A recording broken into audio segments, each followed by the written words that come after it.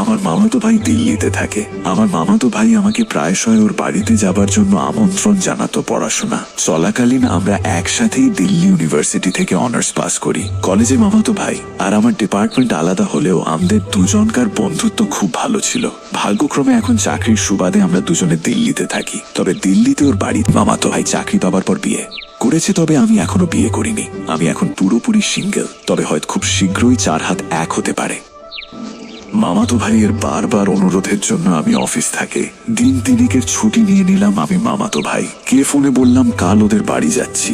মামাতো ভাই কথাটা শুনে রীতিমতো বেশ আনন্দিত হলো। পরের দিন সকালে প্ল্যান মতো সব ঠিকঠাক করে জিনিসপত্র গুছিয়ে নিলাম। মনে করলাম সন্ধেবেলায় রওনা হব। সেই মতো ড্রাইভারকে সব ঠিকঠাক ভাবে বুঝিয়ে দিলাম। সন্ধ্যার খাওয়া দাওয়া সেরে বেরিয়ে পড়লাম। বেরোনোর সময় মা যথারীতি সাবধানতা বাণী দিতে লাগলো, সাথে একটি তাবিজও দিল। আমি তো এই সব দেখে অবাক। আমি বললাম, মা তুমি সেই আগেকার দিনের মানুষই রয়ে গেলে। আর এই সব তাবিজ মাদুলিতে কি কেউ বিশ্বাস করে? এই সব জিনিসগুলো অন্ধবিশ্বাস আর কুসংস্কারকে প্রশ্রয় দেয়। আর তুমি? মায়ের তো শটান জবাব, কেউ বিশ্বাস করুক বা না করুক আমি করি নে, তুই এটা হাতে বেঁধে নে। আর কি করা যায়, যথারীতি মায়ের হুকুম মেনে মাদুলিটা হাতে পরে নিলাম। এবার আমি আর ড্রাইভার জীবন গাড়িতে উঠে পড়লাম। ঘড়িতে তখন রাত 8টা বাজে। শহরের কোলাহল থেকে অনেক দূরে চলে এসেছি। এমনিতেই অমাবস্যার রাত, চারিদিক গাড় নিকশ কালো, অন্ধকার গাড়ির হেডলাইট, এ রাস্তার ধারে দাঁড়িয়ে থাকা গাছ গুলোকে দেখতে পাওয়া যাচ্ছে। ড্রাইভারের পাশের সিটে আমি বসেছিলাম পুরো গাড়িটায়, আমি আর জীবন ছাড়া। আর কেউ নেই। মাঝে মাঝে ওর সাথে কথা হচ্ছে, আর গাড়ি 100 থেকে 120 কিমি বেগে ছুটে চলেছে। ঠিক এমন সময় আমার ফোনটা বেজে উঠলো। আমি পকেট থেকে ফোনটা বার করে দেখলাম মা ফোন করেছে। আমি ফোনটা রিসিভ করলাম। হ্যালো বলতেই মা জিজ্ঞাসা করলো, একা যাতে কোনো অসুবিধে হচ্ছে না তো তোর? আমি বললাম, আরে না না, কোনো অসুবিধে হচ্ছে না, তুমি চিন্তা কর না, আমি পৌঁছে তোমাকে ফোন করব। এই বলে ফোনটা রেখে দিলাম। জীবন কিছুক্ষণ পর একটা গান চালালো। গানটা আমার খুব পছন্দের গান। শুনতে শুনতে কখন যে চোখে ঘুম নেমে এসেছিল জানি না। হঠাৎ করে জীবন এমন ভাবে গাড়ির ব্রেকটা মারলো যেন পুরো গাড়িটা উল্টে যাবার জোগাড়। আমি জীবনকে ধমক দিয়ে বললাম, এটা কি হলো জীবন, এত জোরে কখনো গাড়ির ব্রেক মারে? জীবন বলল, আমার দোষ না স্যার, ওনার দোষ, ওনার জন্য সবকিছু। আমি আস্তে আস্তে গাড়ির সমানের দিকে তাকিয়ে দেখি 21 থেকে 22 বছরের একটি মেয়ে একটা বাচ্চাকে কোলে করে দাঁড়িয়ে আছে। ঘড়িতে তখন রাত 12টা বাজে। মেয়েটির পরনে সাদা শাড়ি, শাড়ির আঁচল মাটির সঙ্গে গড়াগড়ি খাচ্ছে, চুলগুলো এলোমেলো ভাবে হাওয়ায় উঠছে।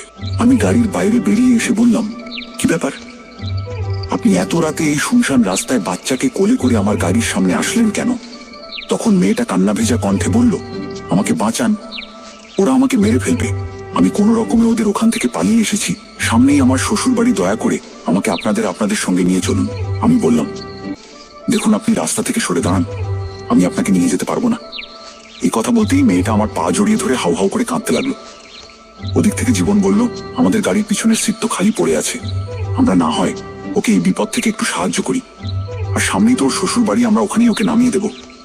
জীবনের কথা শুনে মেয়েটাকে আমি গাড়িতে উঠতে বললাম। মেয়েটি বাচ্চাটাকে কোলে করে নিয়ে গাড়ির পিছনের সিটে গিয়ে উঠে বসলো। এরপর জীবন গাড়ি স্টার্ট করে দিল। কিছুক্ষণ পরে গাড়ির ভিতরে আমার আর জীবনের কেমন যেন একটা অস্বস্তি বোধ হতে লাগলো। একটা চাপা কটু বিশ্রী আসতে গন্ধে গাড়ির ভেতরটা যেন মম করছে। আমরা আর থাকতে পারলাম না, সঙ্গে সঙ্গে গাড়ির জানলাগুলো খুলে দিলাম। জীবন গাড়িটাকে রাস্তার ধারে দাঁড় করালো। হঠাৎ আমাদের দুজনের কানে একটা অদ্ভুত শব্দ এলো, মনে হচ্ছে কেউ যেন কিছু একটা ছিঁড়ে ছিঁড়ে খাচ্ছে। আমরা ভালো করে শব্দটা শোনার চেষ্টা করলাম। শব্দটা আসছে গাড়ির পিছনের সিট থেকে। আমি আর জীবন একটু ভয়ে ভয়ে গাড়ির পিছনের সিটের দিকে তাকালাম। তারপর আমরা যা দেখলাম তাতে আমাদের পায়ের নিচের মাটি সরে গেল। আমরা আমাদের নিজেদের চোখকে বিশ্বাসই করতে পারছিলাম না। আমরা যে মেয়েটাকে গাড়িতে তুলেছিলাম সেই মেয়েটা এখন একটি ভয়ানক দানবে পরিণত হয়েছে। সেই দানবটার বড় বড় হাত, এবং সেই হাতে বড় বড় ধারালো নখ। চোখগুলো পুরো একেবারে টকটকে লাল, যেন কোনো আগুনের গোলা। ঠোঁট থেকে লাল রক্তের লালা ঝরছে।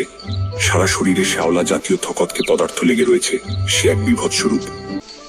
আমি দেখলাম দানবটা সেই ছোট্ট বাচ্চাটার শরীর থেকে মাংসগুলোকে পরম তৃপ্তিতে ছিঁড়ে ছিঁড়ে খাচ্ছিল। দৃশ্যটা এতই ভয়ঙ্কর সেটা বলে বোঝানো যাবে না। এই দৃশ্য দেখে আমরা দুজনে প্রচন্ড ঘামতে শুরু করলাম। আমার গলা থেকে যেন কোনো আওয়াজই বেরোলো না, হাত পা যেন অবশ হয়ে গেছে। জীবন এই সবকিছু দেখে ভয়ে অজ্ঞান হয়ে গেছে। আমি যে এতক্ষণ ধরে দানবটাকে দেখছিলাম সেটা এখনো সে খেয়াল করিনি। আমি কি করব ভেবে পাচ্ছিলাম না, আমার মাথা কাজ করছিল না। আমি আরেকবার দানবটার দিকে তাকালাম। এবার দানবটার লাল চোখে চোখ পড়ে যায়। এবার সে তার বিভৎস লালা জড়ানো চেহারা নিয়ে আমার দিকে তাকায়। একটু একটু করে সে আমার দিকে এগিয়ে আসে। তখন তার ঠোঁটে একটা পৈশাচিক হাসি বিরাজ করছে। যখন দানবটা আমার অনেক কাছে চলে আসে তখন আমি দুহাত দিয়ে আমার মুখ ঢাকলাম। আর ঠিক তখনই মায়ের দেওয়া সেই তাবিজটা থেকে একটা তীব্র নীল আলো চারিদিকে ছড়িয়ে পড়ল। নীল আলোর প্রভাবে সেই দানবটা আমার থেকে অনেকটা দূরে সরে গেল। তারপর যা ঘটল তা অতি ভয়ঙ্কর। নীল আলোর প্রভাবে দানবের সারা শরীর থেকে মাংসগুলো ঝরে পড়তে শুরু করলো। দানবটা একটি প্রচন্ড হাড় হিম করা চিৎকার করে উঠল, যেন কোনো অদৃশ্য শক্তি দানবটার শরীরটাকে কেটে টুকরো টুকরো করে ফেলতে চায়।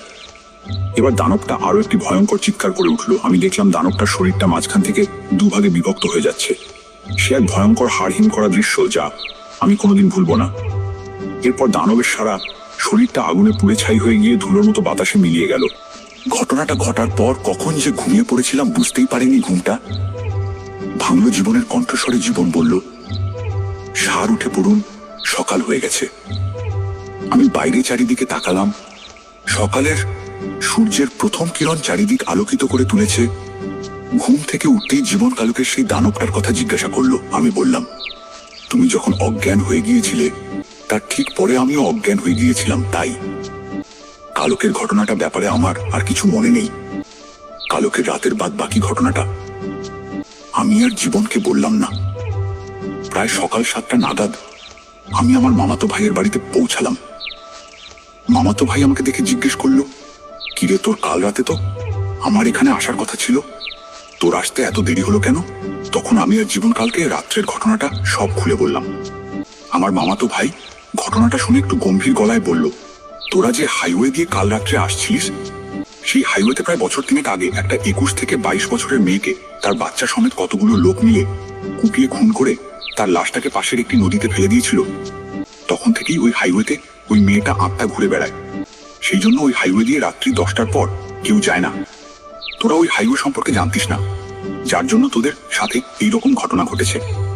আমরা মামাতো ভাইয়ের কথা শুনে আমরা একে অপরের মুখের দিকে তাকিয়ে রইলাম। গল্পটি ভালো লাগে থাকলে লাইক, কমেন্ট ও সাবস্ক্রাইব করে আমাদের পাশে থাকুন।